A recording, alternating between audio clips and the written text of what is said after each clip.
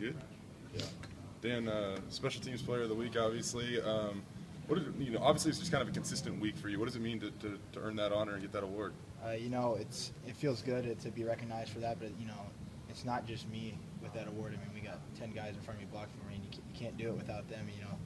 I say to a lot of people, like, well, what's it feel like to be out there? I was like, I wouldn't want to be on the line. If you take a play off and watch one of those guys on a PAT, they get blown up. So, it's an individual award, but I can't do it without those guys, so it feels good. Does it mean you get a little recognition though in the special teams game?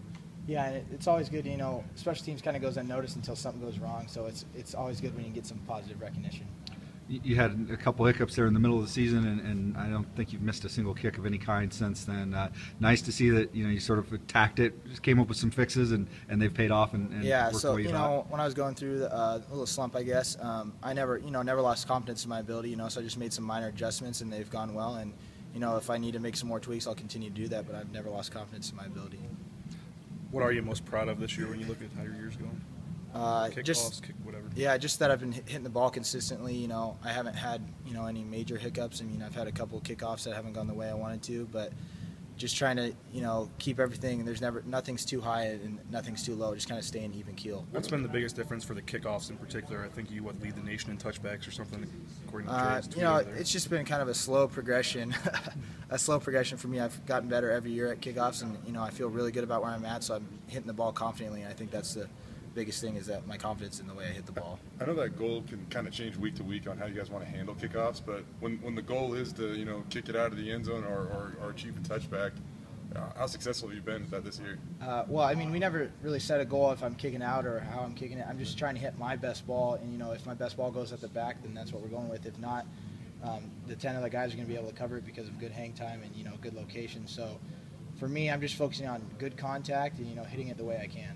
Temperatures are going to be in the 20s in the middle of the game. Does that change the feel of the ball, the weight of the ball? Is the ball harder when it's cold? Is it harder to kick? Well, specialists don't really like the cold weather, but everyone's got to deal with it. So it's just part of the game, and you got to handle it the way you have to handle it. What'd you guys see on the one that New Mexico ran back for a touchdown? I mean, it was 6 yards deep in the end zone, so it was a good kick. But what'd you guys see on film there? We just lost a couple guys that a couple misreads on where the return was going, and then just a couple bad. I took a poor angle, and so just a combination of everything kind of gave him the lane where he never really had to slow down in the hole, so he got to hit it. Haven't been very many people bring them out when you kick them that deep. Were you guys surprised to see them being aggressive with it? Well, not necessarily surprised, because Coach Ridge has done a good job of telling those guys, it doesn't matter where the ball is kicked, they have a chance to bring it out. So never get caught off guard by if they bring it out. So we weren't really surprised. It just happened to be that one where we had a combination of mistakes where he was able to take it to the house. And how much do you embrace challenges and opportunities, and is this an opponent that you're looking forward to facing this week? Yeah, I'm definitely looking forward. I mean, they've had our number twice, and as a team, we're kind of ready for the opportunity to get it back at them, or give it back to them, basically, because they've had our number twice, and so it's a big game for us. Dan, I know you worked with the basketball team a little bit. How did that come about, and what are your kind of plans going forward? Well, so I've always been interested in basketball, and I played that in high school, and so I ran into Coach Rice on the sideline a couple times, and we chatted. And, I was interested in getting involved in that, so I'm just helping out where I can right now, and then when the season gets done, I'll help out a little more. But right now, my main priority is football, and then when I get done, I'm focused on what I can do after. You're going to be like an official team manager, though, right? I mean, you're going to have an actual title, not just coming around whenever you want. Yeah, I'll be a student manager. He said at practice once you were using the what do you call it?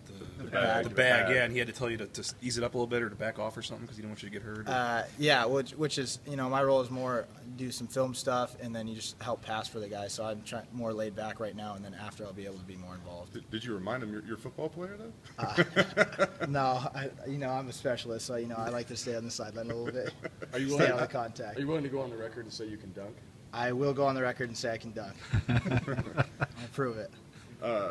What is Coach Wright? Has he tried to help you foster that relationship, that growth, and how much has he bought into the fact that you're a student athlete here and he wants to give you a shot there? when I first met with him, I went in there and he actually told me his story of how he got it, and he was also a football player, so it's kind of a similar path. So he told me a story, and one of the funny things was he still has the 3 letters from the schools that he's coached at that were his rejection letters first off. So which I think it was Washington State, Gonzaga, and Boise State, and so it was kind of funny to see. You got to chip away until you get your chance. So it was good to see that and a successful story of, you know, something that I might be able to do. Why do you love basketball?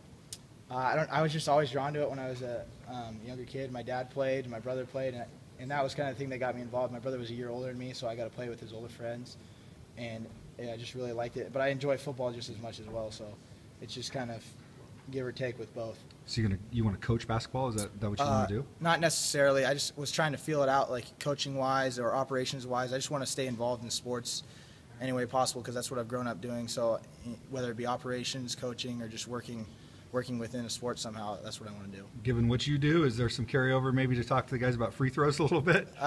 Free throws is actually not as that's a common similarity, but kicking is more like golf than free throws because free throws is, you know, you don't have any moving things coming at you. It's just you and the rim. So I compare it more to golf than free throws.